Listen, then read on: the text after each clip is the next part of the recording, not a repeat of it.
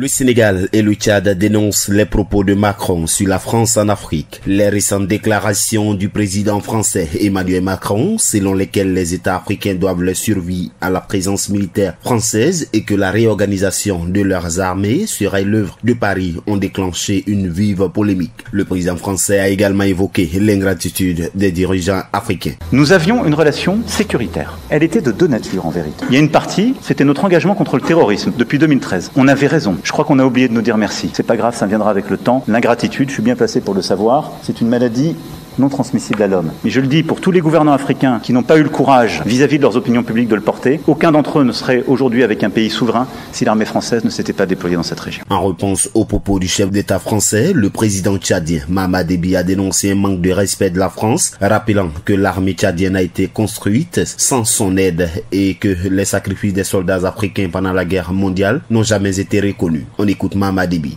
Je voudrais exprimer mon indignation vis-à-vis des propos tenus récemment par le président Macron qui frise le mépris envers l'Afrique et les Africains.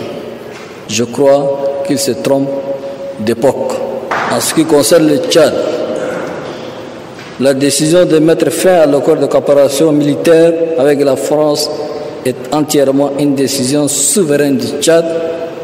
Cela ne souffre d'aucune ambiguïté.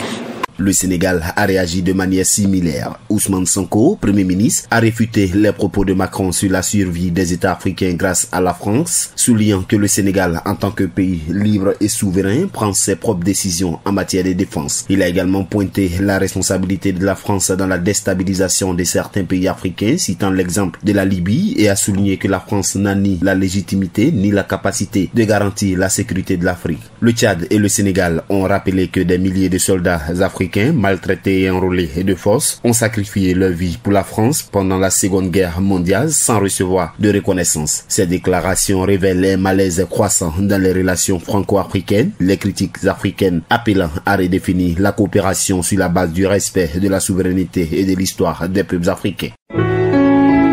APRA, Agence Presse Radio et Audio.